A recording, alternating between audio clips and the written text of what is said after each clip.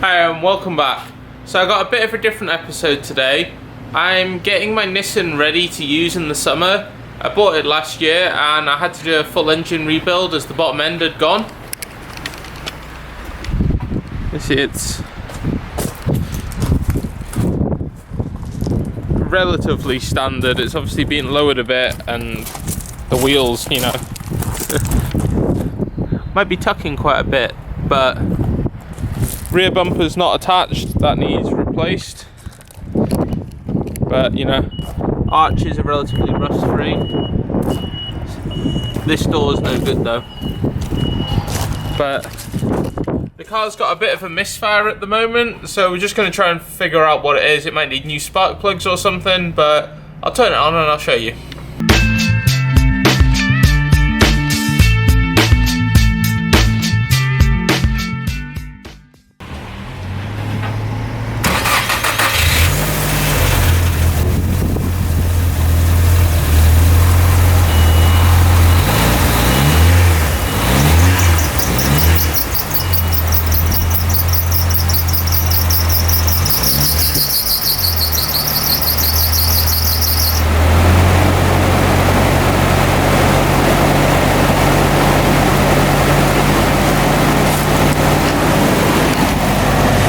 It seems to be running okay at the moment, but when the revs drop, like when it goes off idle, it'll start to stutter and jump.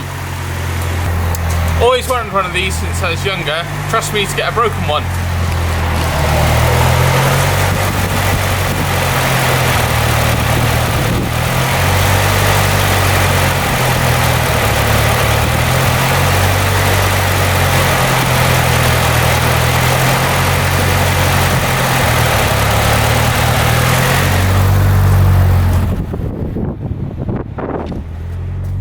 As you see, the rev counter's toast. It's not doing anything. Fuel gauge is wildly off. But we'll start with the spark plugs. Best place to start. Right, one of the jobs I've been meaning to do, and after doing some research I've figured out how you do, is fixing the rev counter. Now, you see here, it takes me a second to get it started. The key doesn't like to turn. But if you watch the rev counter,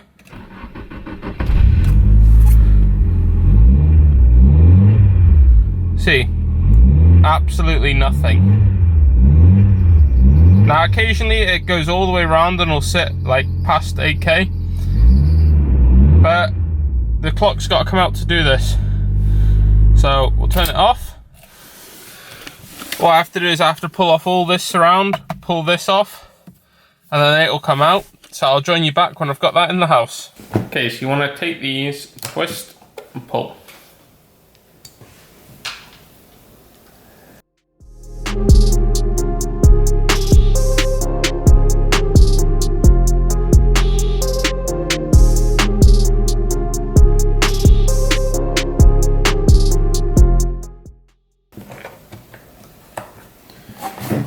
Okay, so those three bulbs are the backlighting across here.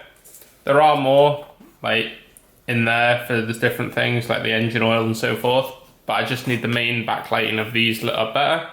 And I've got them in a white LED rather than the blue tinge the standard bulbs came in. So what you want to do is you want to take these black tabs and loosen it off from the white bit. So I'll go around doing that now.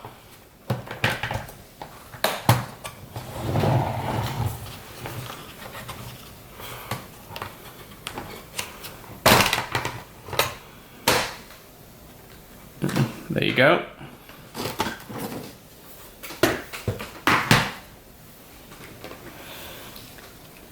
So what we need to do is I need to remove this face, and that's done via the 4 screws on the back, just here.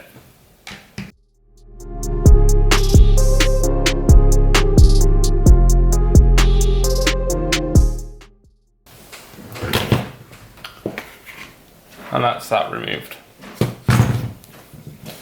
So what I'll do next is I'll get my soldering iron out and we attack the points in here.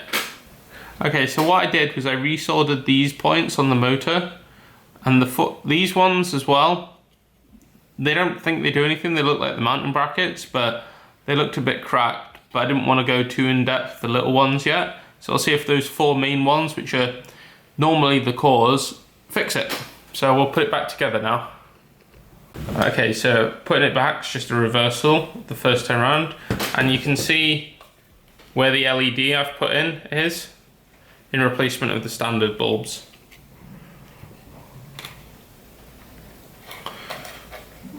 So we'll see if this fixes it or not.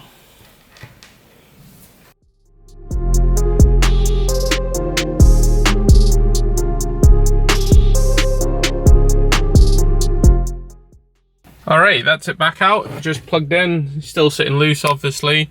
Make sure you plug everything back in, because if not, it won't work from what I've heard. So I'll reconnect the power to the car now, and then hopefully everything comes on. Okay, that's the power connected. Let's see what happens. Nothing. Well, it's not ideal, but that means it could just be the sensor for the gauge now. So narrows that down, but let's see what the lights do. I don't know how well you can see there, but you see it's lit up. Alright, you might be able to see better with all the middle installed now. If I get rid of the wipers again. So if I put the lights on, see how white it is now? Whereas before it was like blue. So what I'll do is I'll come out and I'll show you again at night so you can get a better idea for it, as it's still quite, you know, light outside here. So still got a little bit of a blue tinge to it, but the actual light is much whiter than it was before. Alright, we'll put the key in. There you go, then we'll turn the light on.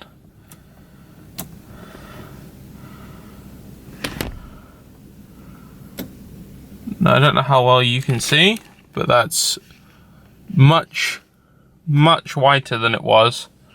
It was just blue before. Right, well that was a kind of success. I got the LEDs changed, but I still don't have the rev counter working. I think someone said it was the crank sensor.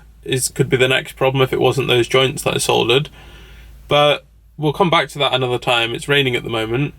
What I'm going to do is I need a boost gauge for the car. Now, a lot of people put them either in there, on the top, or on the pillars, but I don't really want to see it all the time.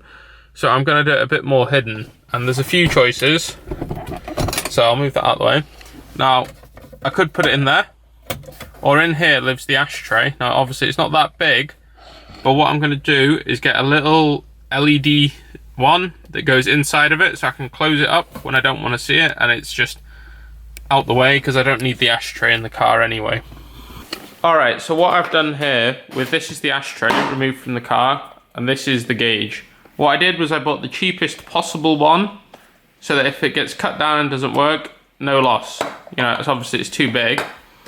But what happens is the vacuum goes in there, and then it goes via wires which connects into the back here. So this is just, I don't know if I peel this off maybe. You can see it's just like an LED screen in the middle, not a full circular one. Don't know how well you'll be able to see on the camera here. But you see there, just in the middle, it's 3 little LCDs. So we're going to try and keep just that bit and mount it in there with a hole through the back as sort of a stealth install.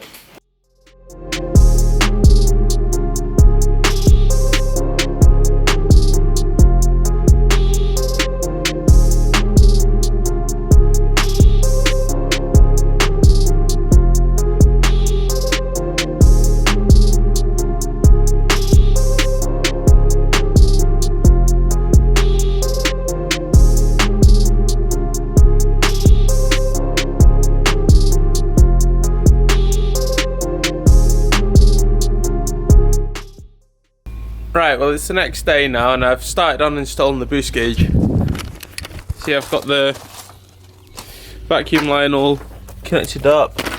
Don't know how well you can see, but it's teed in, zip tied on.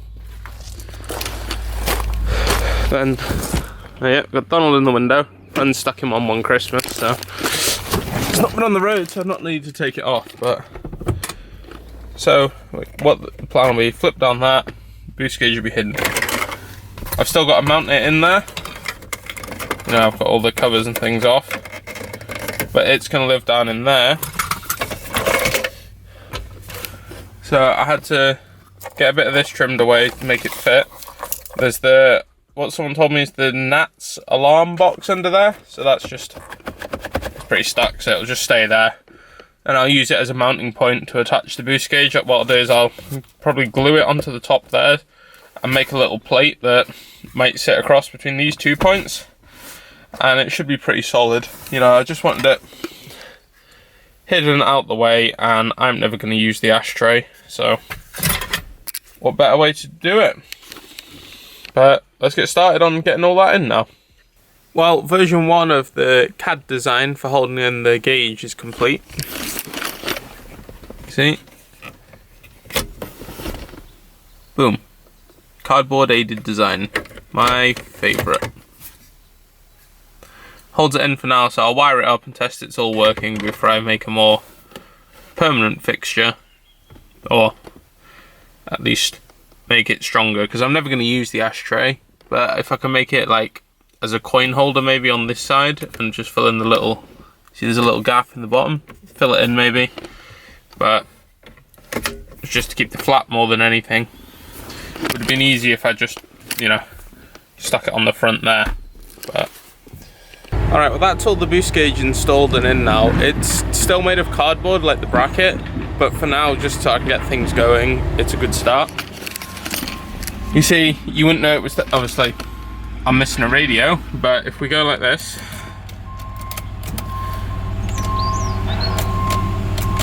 oh, help if I put it in park, wouldn't it?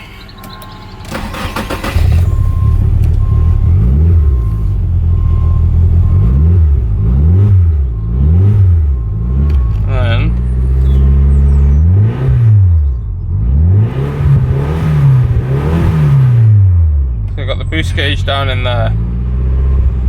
So this didn't work, but you see, don't know if I can get it to focus, but you see it, you can see it during the day with the lights now. Rev counter's still broken, so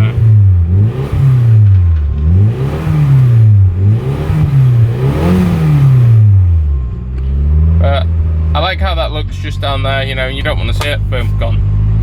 But I think that'll do for this one. It just gotta love a bit of boost. So we'll end this one here and then we'll go on to other problems.